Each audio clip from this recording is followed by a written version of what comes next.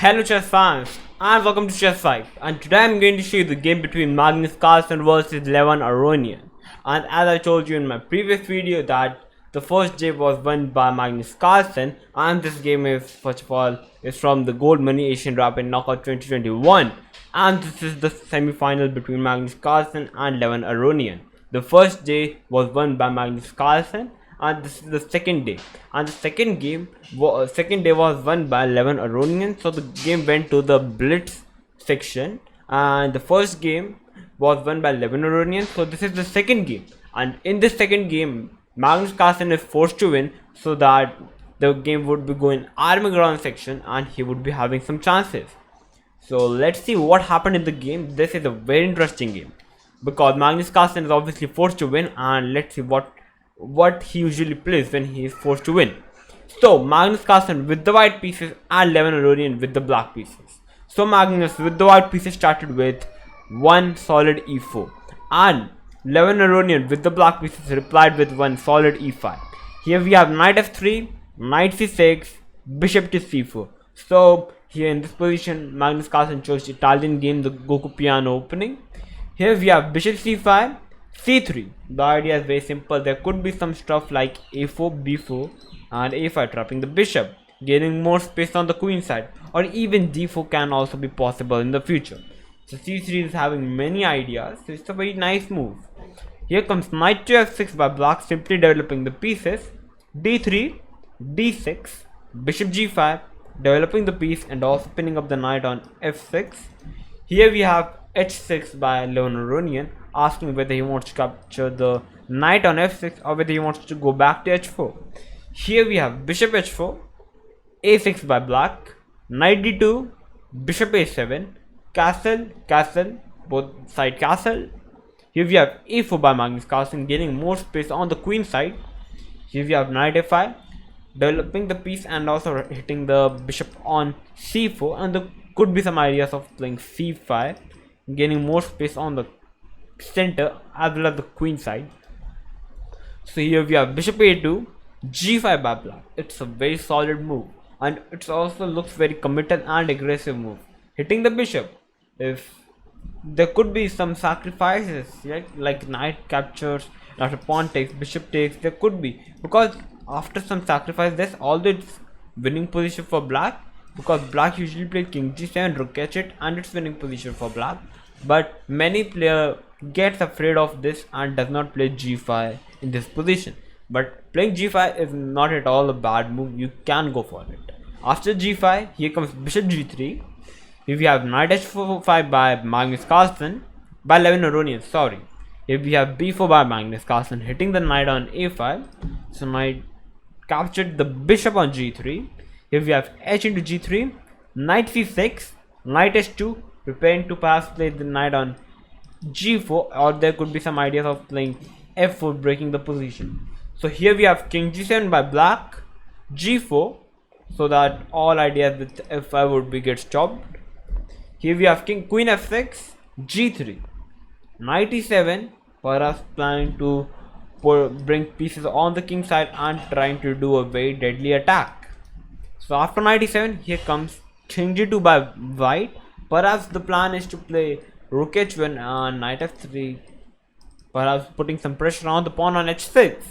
So after king g2, here comes knight to g8 by Levon Aronian, and here we have f4 by Magnus Carlsen. At the place of playing f4, a better move could be to simply play f3, and it's a very solid and a pretty equal position.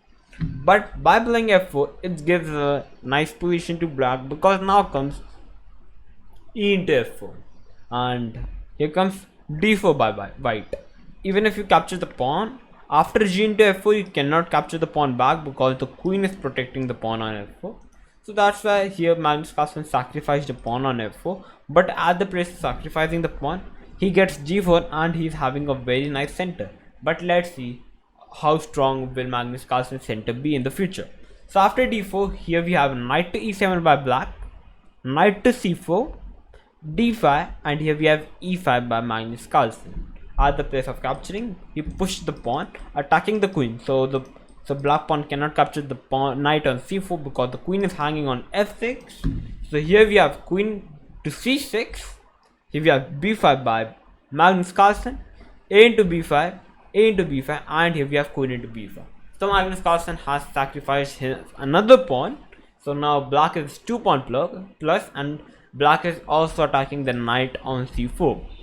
Here we have knight d2, knight to g6, queen to c2, bishop to e6, defending everything and also developing the pieces. Here we have bishop to b1, so that the knight cannot move because there could be some deadly attacks with queen h7 ideas.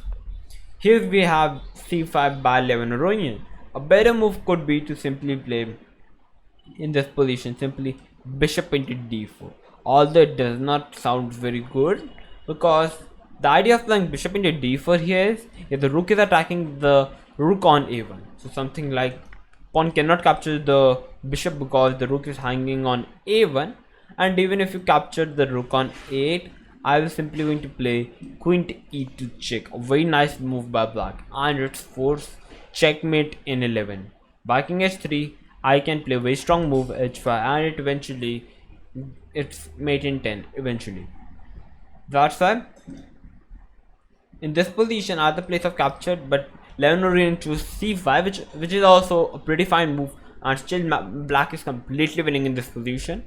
Here we have knight d to f3. Here we have c into d4, rook into a6, giving up the rook for the bishop.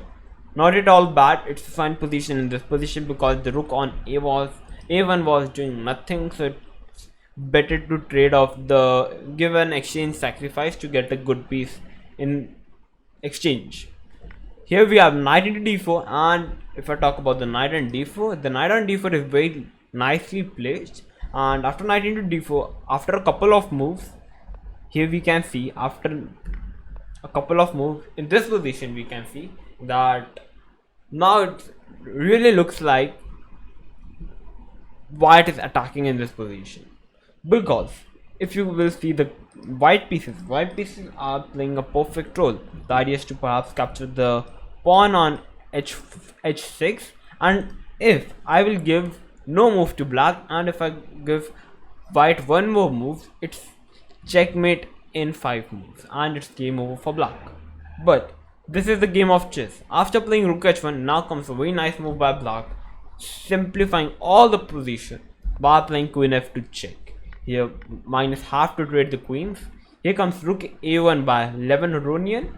Here the bishop cannot move because the rook is hanging, so here comes rook into h6 check, king g8, bishop d3, moving the bishop because the bishop was attacked on b1, rook c8, knight to d4, knight f4, attacking the bishop on d3.